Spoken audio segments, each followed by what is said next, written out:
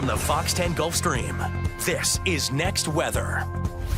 Our drought monitor product got updated today, and we're still in a severe drought in many areas. I don't have to tell you, there are a lot of crispy yards out there, and it's really a long-term issue that we've seen a lot of heat and not a lot of rainfall, and most of the Gulf Coast is at least in a moderate drought now.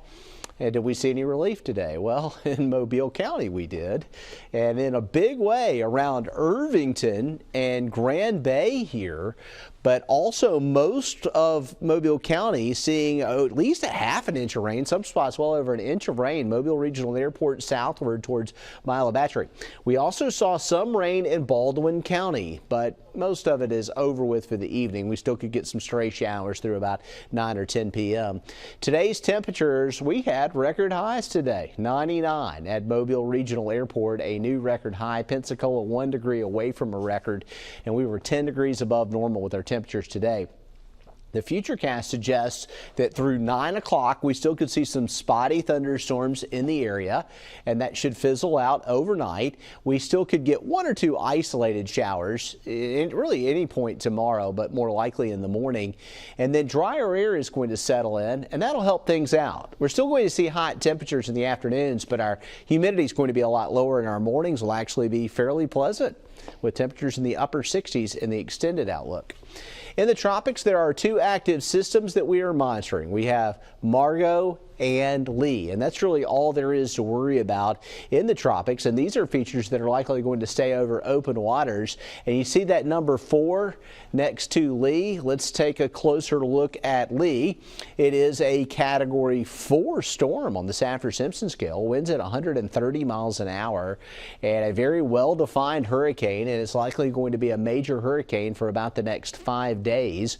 As we're looking at the current situation, winds are at 130, and it's located basically in the middle of nowhere over the Atlantic Ocean, and it's going to stay over the Atlantic all the way through Tuesday of next week, and it still should be a major hurricane into next week. And this weekend, it could even reach category 5 intensity.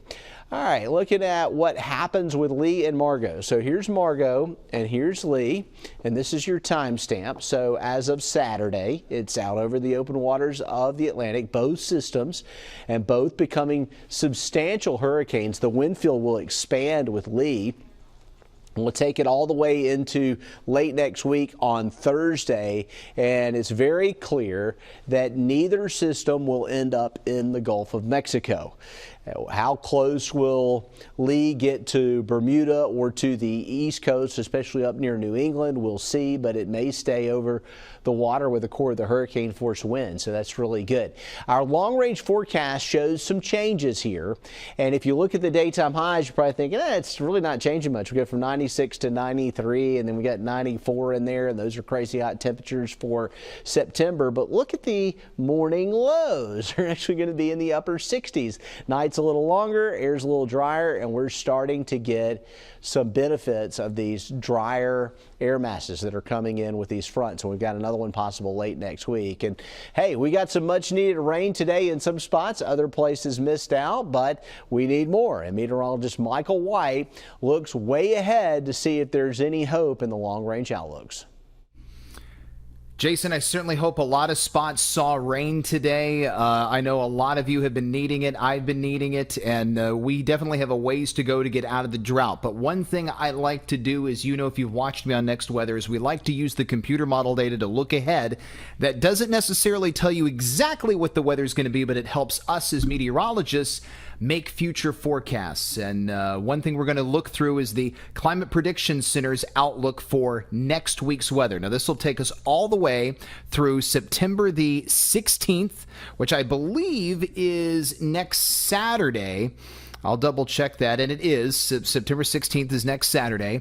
And you can see as we zoom in a little tighter, unfortunately, it's still got the Gulf Coast with a probability of temperatures above average, but look at how much of the country could see below average temperatures. Wouldn't that be nice? It looks like it gets cut off around Interstate 20.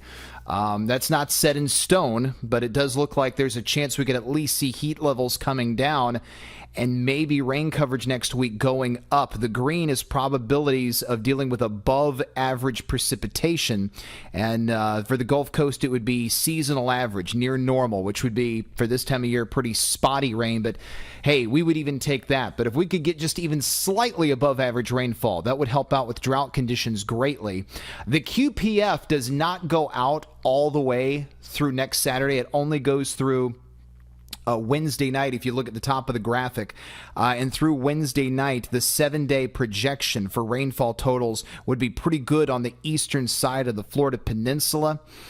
Unknown if that has to do with Lee or not, but you can see for the Gulf Coast, it would be 1/10 of an inch to 1/2 an inch. Better coverage would be right along the Florida Gulf Coast. But hopefully we can get more than that because we need it. The drought conditions are bad. The rain deficits keep climbing. But as far as the temperatures go, you can see that the outlook, and this is off the GFS ensemble, this is not exactly what you're going to see us go with in our forecast at Fox 10, but it just gives you a little sneak ahead through what one of the models is thinking. And it takes us from very hot weather tomorrow and over the weekend to highs right around 90. You would prefer to see the highs in the upper 80s, but at least that's an improvement. And you would prefer to see mornings in the 50s, but at least the mornings are projected to get into the upper 60s. And when you see morning temperatures decline, that means the air is going to be getting less humid. That means it's going to be feeling better outside. And after the awful August we've had, and after the awful start to September we've had, we'll gladly take that. The only catch is, although fall air feels great to us, if we don't get a good amount of rain here and the air turns really dry, it will start to present more of a fire danger on the Gulf Coast, which is something we'll have to be very mindful of. I will be off tomorrow. Nicholas Urboso, our newest Fox 10 meteorologist, going to be filling in for me tomorrow morning on Good Day Gulf Coast. Make sure you tune in and watch him.